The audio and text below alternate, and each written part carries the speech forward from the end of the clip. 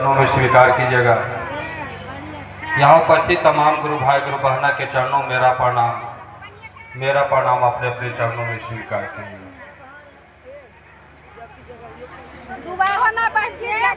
आज बड़ा सौभाग्य हमें मिला है कि चिरौल की पावन भूमि पर आज हम सभी एक बैठक के रूप में हम लोग अपने अपने गांव से चल करके यहाँ पर आए हैं। अपने गुरु की बात सुनने समझने और सुन समझ के जाएंगे। अपने गांव में अपने क्षेत्र में महादेव की काम सुंदर करेंगे। इन्हीं आशाओं के साथ हम सब अपने अपने घर से यहाँ पर आए हैं। आज हम लोग का तो जीवन धन्य हो गया और यहाँ पे जितने भी गुरु भाई गुरु बहना है जिन्होंने महादेव को अपना गुरु बनाया है।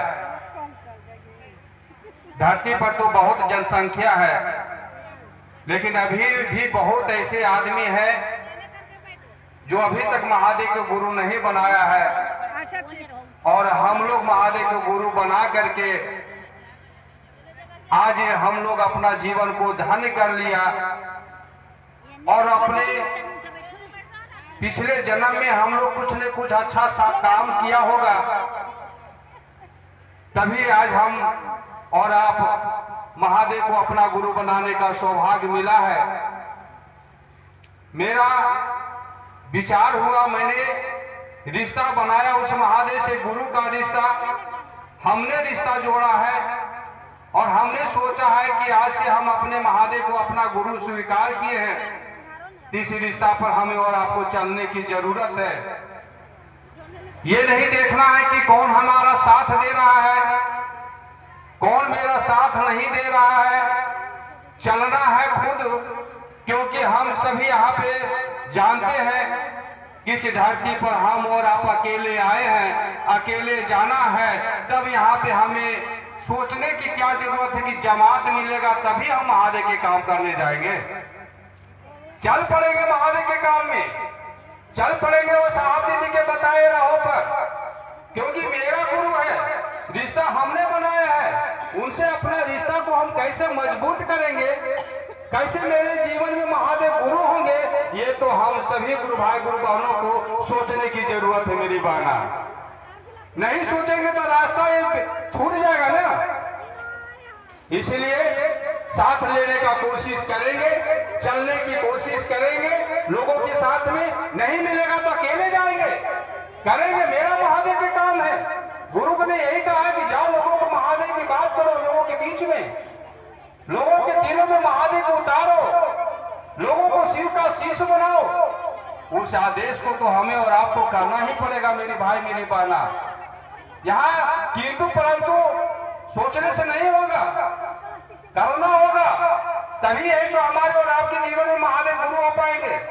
इतना सुंदर तो हमारे हरिंदर भैया ने ऐसा ला के दे दिया, महादेव को ला के दे दिया, जहाँ पे कोई बंधन नहीं, कोई शर्त नहीं, जहाँ है जैसे जिस रूप में है सो मने मनुष्य महादेव के रिश्ता एक कायम रखना है। आज देखिए हरिंदर भैया की याद कीजिए, किताबें उनकी पढ़िए, मोबाइल पर उनकी चर्चाओं सुनिए, तब ने मन मजबूत होगा।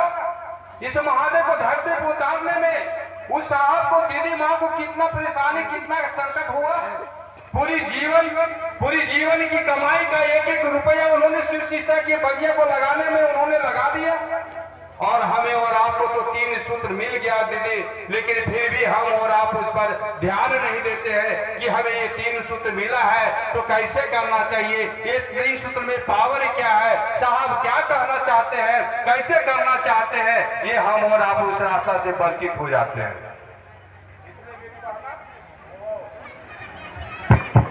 आज